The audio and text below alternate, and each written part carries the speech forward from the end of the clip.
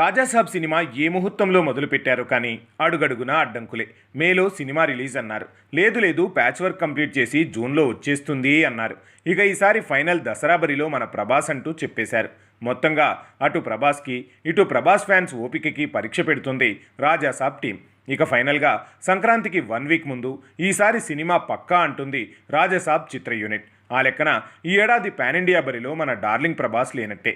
ఇక పాన్ ఇండియాని కుదిపేసేది man of masses NTR War 2నే. 1000 కోట్ల రేంజ్లో ఇప్పటికే దూసుకెళ్తోంది సినిమా.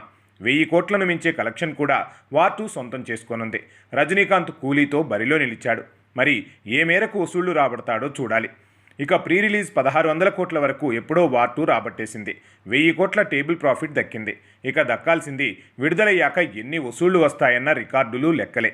కాకపోతే వార్ 2 మూవీ 2000 కోట్ల రేంజ్లో వసూళ్లు రాబట్టే కంటెంట్గా అంచనాలు రోజురోజుకు పెరిగిపోతున్నాయి. కూలీ ట్రైలర్ అనుకున్నంత స్థాయిలో లేదు. ఏదైనా ఉంటే వార్ 2, కూలీ, ది రాజాసాబ్ సంక్రాంతికి వాయిదా పడటంతో ఇక వార్ 2దే హవా అని తెలుస్తోంది. ఎలా చూసినా వార్ 2, కూలీ మాత్రమే ఈ ఏడాది పాన్ ఇండియాను షేక్ చేసే సత్తా ఉన్న మూవీలు. విచిత్రం ఏంటంటే కూలీ ట్రైలర్ జనాలకి అంతగా ఎక్కలేదు. వార్ 2 మూవీ భారీగా క్రేజ్ని పెంచేసుకుంటోంది. అందుకే పోటీ ఇచ్చే మూవీలు లేక బాక్సాఫీస్లో సునామీ సృష్టించేందుకు ఎన్టీఆర్ సిద్ధమవుతున్నాడు.